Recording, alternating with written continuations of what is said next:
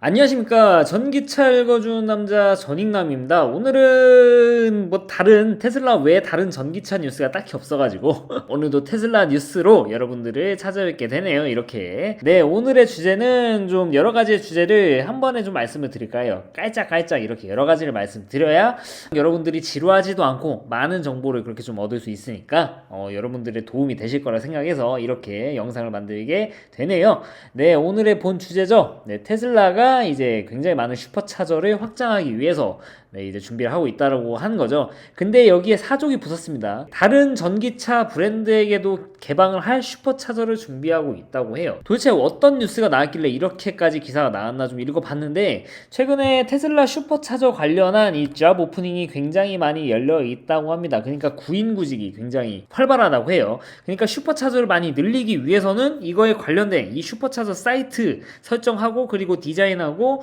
이렇게 몇 개씩 이런 일을 하시는 분들이 있어야 되니까 그런 분들을 많이 채용을 시작했다는 것이죠. 저번 분기까지 테슬라는 이 전 세계적으로 26,900개의 슈퍼차저를 2,966개의 이 스테이션에서 가지고 있는 것으로 나왔습니다. 이게 굉장히 많은 숫자가 증가를 한 거죠. 막상 우리나라가 지금 슈퍼차저가 없다 하더라도 인구수 대비 테슬라 판매량 대비해서는 솔직히 많은 편이라는 거는 부정할 수 없는 사실이에요. 물론 이게 분포가 된 것이 좀 문제죠. 수도권 서울에 과도하게 좀 분포가 돼 있어가지고 이렇게 된 것 같은데, 아무튼 간에 슈퍼차저는 계속 늘리고 있습니다. 제가 옛날에 말씀드렸죠. 이 테슬라 슈퍼차저가 다른 전기차 브랜드에게도 개방이 될 것 같다, 그런 뉴스를 제가 말씀드리면서 말씀드렸던 것 같아요. 그래서 이 뉴스에서 지금 무슨 말을 하고 있냐면은, 결국에는 이 테슬라가 이 슈퍼차저를 다른 브랜드에게 개방을 할 건데, 이 테슬라 슈퍼차저를 결국에는 다른 브랜드에게도 개방을 할 건데, 이 개방할 때 걸리는 이런 것들, 해골 포트와 DC 콤보를 연결하는 것은 별도의 어댑터를 만들 거고, 그리고 이 결제 시스템 같은 거 만드는 것은 앱을 통해서 설정할 수 있다, 그런 식으로 공공연히 이야기가 나돌고 있어요. 여기도 똑같은 말을 하고 있습니다.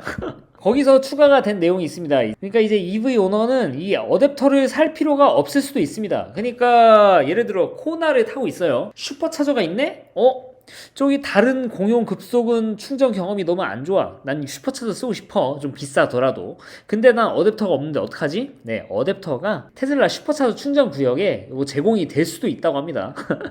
이거는 뭐 밝혀진 사실을 이렇게 기사를 쓰는 건지 모르겠는데, 그래도 이 일렉트랙이라는 사이트에서 나오는 내용은 거의 맞는 내용들이 많았습니다. 여기 소스가 굉장히 좋은 소스거든요. 그래서 좀 굉장히 테슬라의 우호적인 곳이기도 하고, 테슬라 CEO인 일론 머스크가 직접 트위터로 오고 가고 하는 것도 있고, 굉장히 좀 믿을 만한 곳인데, 여기서 한 얘기면 어느 정도 다른 곳보다는 신뢰할 만한 곳입니다. 적어도 내피셜 쓰는 곳은 아니니까. 그래서 이런 것까지 제공하면은 정말 이제 다른 테슬라 외의 전기차들이 슈퍼차저 이용하는 이 제반 사항이 하나하나 막 없어진다는 거죠. 이 충전 포트에 문제가 생기는 거? 아, 그래, 충전 어댑터 제공해줄게. 근데 네가 안 사도 돼. 왜냐면은 슈퍼차저 스테이션에 제공해줄 수도 있어. 거기에 추가로 이 결제 시스템 어떡하냐? 야, 결제 시스템 지금 2021년인데 그게 문제냐? 결제 시스템은 네가 별도의 테슬라 앱을 받아가지고 하면 돼. 그럼 문제가 되는 거 아니지? 예를 들면 이런 거죠. 이 어댑터를 제공하게 되면은 어댑터에 찍힌 뭐 코드라든지 이런 뭐 QR 코드 같은 거 딱 찍어요. 그러면은 이제 이 어댑터를 이용해가지고 충전하는 것은 다 계량이 돼서 QR 코드를 찍은 이 사람에게 이제 청구가 되는 거죠. 물론 이 사람은 이 별도의 테슬라 앱을 받아서 이 카드 시스템을 연동하게 되는 거죠. 이렇게 되면 사실 테슬라 외에 다른 차의 안에 아예 뭔가 이런 테슬라 슈퍼차저를 받아들일 수 있는 그런 것들이 필요가 아예 없어도 가능한 거예요. 그냥 궁합만 맞으면 됩니다. 왜냐면 어댑터를 통해서 지나가기 때문에 이거 계량하는 거는 진짜 뭐 정말 뭐 문제도 아니니까. 그런 식으로 생각해보면은 충분히 이거는 가능성이 높죠. 이거는 개방할 수 있는 뭐 기술적인 문제는 사실 전혀 없는 거고, 테슬라의 의지가 문제인데, 계속 이렇게 공공연하게 이런 이야기들이 나오는 거 보면은 분명히 테슬라는 이거를 개방할 이런 생각이 굉장히 있는 것 같아요. 그럼 왜 이렇게 개방하려고 할까? 수많이 깔려있는 이 충전 인프라를 통해서 수익을 얻기 위해? 네, 물론 그것도 있을 수는 있겠죠. 당연히 그것도 사실 적진 않다고 봅니다. 이 슈퍼차저 이용하는 사람들이 굉장히 많으니까요. 그것도 당연히 수익이 되는 거죠. 거죠. 땅 파서 장사합니까? 근데 여기서 더 재밌는 내용이 있습니다. 제가 옛날에 말씀드렸죠. 결국에는 이게 테슬라 슈퍼차저가 테슬라 전용이 아니라 다른 테슬라 외 브랜드에게도 개방이 된다고 하면은 이거는 정부 보조금을 충전 설비를 할 때 정부 보조금을 받을 수 있는 그런 조건이 된다. 지금은 테슬라 전용으로 충전소니까 보조금 달라고 하면 당연히 저 같아도 제가 정부라도 까겠습니다. 야, 네 테슬라를 위한 전용 충전기를 만드는데 왜 우리가 너희한테 이 충전기 설치 보조금을 줘야 되냐 하면은 정말 할 말이 없는 건데, 근데 이게 상황이 변해가지고 우리가 테슬라 전용 충전기기는 하지만 다른 브랜드의 차들도 충전할 수 있게 그렇게 개방할게요. 그러니까 우리 슈퍼차저 지을 때 보조금도 좀 주시고, 그리고 이 고속도로에 슈퍼차저 넣을 수 있게 좀 제공해주세요. 고속도로에 슈퍼차저 다른 내연차 브랜드도 쓸 수 있게 해줄게요. 그렇게 하면 이제 뭐 정부 입장에서 막을 수 있겠습니까? 그거 막으면 이제 문제가 생기는 거죠. 이제 미국이 이제 꼬레야 지금 이거 지금 FTA 이거 문제 있네 이렇게 하면 진짜 할 말 없는 거잖아요. 그래서 이것도 마찬가지입니다. 미국 같은 경우도 이런 정부 보조금을 받고 슈퍼차저 설치하게 되면은 테슬라 입장에서 이제 슈퍼차저를 테슬라 돈뿐만 아니라 정부 보조금까지 싹쓸이 할 수 있는, 결과적으로 슈퍼차저를 더 많이 늘리게 되고 그로 인한 이익은 테슬라 오너가 될 수도 있는 겁니다. 결과적으로 봤을 때 돈을 많이 벌 수 있고, 테슬라 오너 입장에서는 이렇게 정부 보조금이 끼니까 좀 더 빠르게 슈퍼차저가 이렇게 많이 생길 수 있고, 그리고 다른 테슬라 외 전기차 브랜드 오너들은 비싸서 보통은 이 슈퍼차저 이용 안 하지만 그래도 꼭 필요한 경우가 있을 수 있지 않습니까? 이게 평소에 안 쓰더라도 항상 아쉬울 때가 있으니까 그때 한 번씩 비싸게 쓰더라도 이런 인프라가 생기는 거니까 그건 굉장히 좋은 거 아니겠습니까? 지금의 꼬레아의 이 슈퍼차저를 다른 브랜드에 개방하면 그건 진짜 좀, 지금은 솔직히 저도 반대를 해요. 워낙 이게 분포가 뭐 충분치 않으니까. 하지만 이게 충분히 깔린다고 가정하면은 충분히 괜찮은 내용이다. 충분히 가능성이 있는 내용이니까 테슬라가 이렇게 추진하는 거겠죠. 계산기 두드려보지 않았겠습니까? 그래서 이런 식으로 생각을 봤을 때 저는 결과적으로 이 테슬라 슈퍼차저도 이 다른 브랜드에게도 개방이 될 거다라고 저는 확신합니다. 확신하는 게 아니라 이 기사 읽어보면은 누구든 그렇게 생각하실 것 같아요. 이 내용은 제가 옛날에 드린 내용을 좀 도돌이표하는 그런 내용인 것 같은데, 계속 이렇게 좀 뉴스가 나오는 거 보니까 진짜 이런 게 좀 임박한 것 같습니다. 이 기사를 보면은 올해 연말까지는 좀 개방하니 어쩌니 하는 것 같은데, 한번 미국이 이렇게 개방하는지 지켜보도록 하시죠. 미국이 개방하면 우리나라도 결국에는 개방을 할 겁니다. 우리나라의 테슬라 정책은 전부 다 미국을 따라갑니다.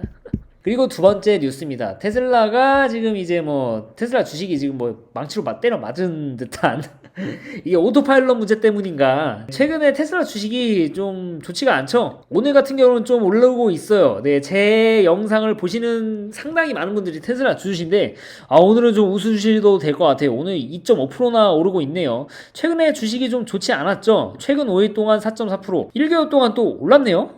이렇게 보니까 오늘 좀 올라서 그런지 모르겠는데 테슬라 주식이 좀 분위기가 좋았습니다. 8월 10일, 그러니까 저번 주죠. 저번 주만 해도 720불 하던 게 갑자기 이번 주 되니까 이제 4% 이렇게 떨어져가지고 660까지 떨어졌는데 다시 좀 반등하고 있습니다. 단순한 데드캣 바운스인지 아니면 건강한 조정인지는 모르겠지만 이건 뭐 지켜봐야겠죠. 근데 이렇게 떨어질 때 나왔던 뉴스가 이제 뭐 테슬라가 이 니자, 그러니까 NHTSA에서 이 또 조사를 받았습니다. 조사를 받는 것 때문에 이렇게 주식이 떨어진 거 아니냐 이렇게 의견을 내는 것 같은데, 제 생각은 솔직히 말씀드리면 그냥 뭐 오비락이라고 생각을 해요. 지금 테슬라가 이 니자로부터 이렇게 조사를 받는 게 지금 한두 번이 아니거든요. 이 니자가 좀 알아보니까, 물론 저도 다른 유튜버분들 참고합니다. 니자는 때린 데를 계속 또 때린다고 하죠. 그러니까 얘네들은 한 번에 그냥 조사해가지고 문제 없네, 이제 니들 조사 안 할게, 이게 아니에요. 그냥 계속 때린대요. 조사를 계속 한대요. 그래서 이런 조사가 들어올 때마다 주식이 이렇게 왔다 갔다 하지는 않는 것 같거든요. 제가 좀 차트를 보니까.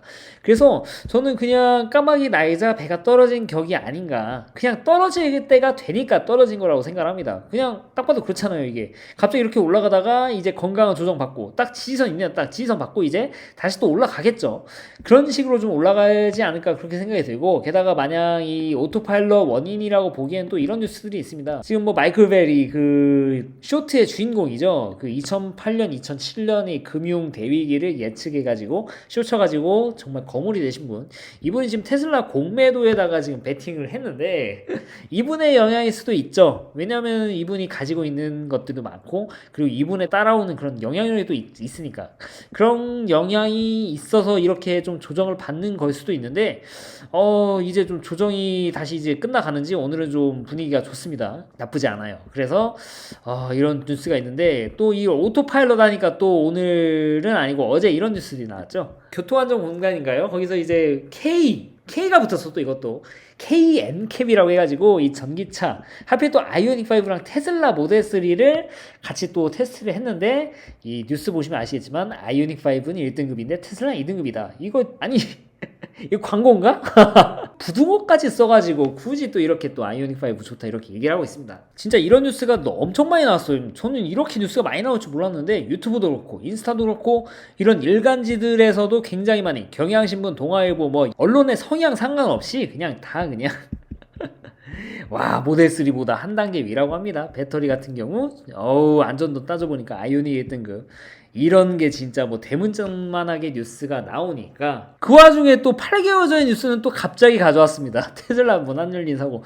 이게 우연일까? 근데 제가 오늘 드리고 싶은 말씀은 사실 이거에 대해서 문제가 있다는 것은 제 구독자분들은 보통 다른 테슬라 유튜버분들 것도 많이 구독하시니까 이미 해명을 많이 해주셔가지고 제가 더 할 말이 없어요. 그러니까 예를 들면 이런 거죠. 우리나라 이 안전도 등급에서 1등급을 받은 차들은 이 테슬라 모델 3가 2등급 받았으니까 이 차보다 훨씬 안전하잖아요. 근데 유로 엔캡 그러니까 유럽에서 정말 공정하게 진행된 것들을 보면은 이 테슬라 모델 3보다 우리나라에서 1등급 받은 차들이 안전하지가 않다는 거예요. 이건 뭐 다 밝혀진 사실이죠. 그리고 우리나라 KNCAP에서 한 게 되게 막 허술하더라고요. 그러니까 예를 들면 이런 거죠. 주행 보조 장치 중에 이 차로 유지 장치가 이 테슬라 모델 3가 이 빵점 왔으면 빵점 시속 60km에서 이 차로 유지를 못 한대요. 아니 이게 무슨 말인가? 이 테슬라 모델 3 오토파일럿처럼 차로 유지를 잘 할 수 있는 차가 솔직히 저는 없다고 보거든요. 이건 확신이 없다고 보거든요. 그래서 왜 그런 거 보니까 곡선에서 테슬라 차량들은 오토파일럿을 켰을 때 차 속도를 줄이니까 오토파일럿을 꺼버렸다. 그랬더니 이제 차선 이탈한다. 아니 그러면은 60km에서 오토파일럿을 꺼도 차선 이탈하는 거는 팩트 아니냐. 이탈하는데 이 차가 세팅이 아예 다릅니다. 그러니까 저속에서 이렇게 차를 움직일 때랑 고속에서 차로 유지를 막는 건 또 다른 얘기잖아요. 저속에서는 온갖 막 주차되는 차들도 막 있어서 막 피할 때도 있고 막 그런 상황이 있는데 고속에서 유지되는 게 중요하지. 그래서 이런 거를 봤을 때 도대체 이 우리 조건에 안 맞다고 니들 차들은 빵점. 이건 좀 문제가 있다고 봐요. 이 테슬라가 문제인가? 테슬라도 K 테슬라 이렇게 해가지고 이 교통안전공단에서 하는 거에 맞춰서 차량을 내놨어야 되는데 테슬라가 잘못했네. 테슬라가 잘못했어요. 네, 여기서 제가 오늘 퇴근하면서 찍은 영상 한번 좀 보여드릴게요. 이 차선 유지가 되는 건지, 오토파일럿이 차선 유지가 되는 건지 안 되는 건지 한번 좀 지켜보시고 한번 판단 여러분들이 한번 해보시는 게 좋을 것 같습니다. 네, 이번에 테슬라 모델 3가 이 곡선에서 차선을 유지를 못 해준다고 감점을 당한 것으로 제가 전달받은 거 아니에요? 맞죠? 여기 앞에 곡선인데 전 지금 오토파일럿을 킨 상태입니다. 얘가 어떻게 행동하는지 한번 보도록 하죠.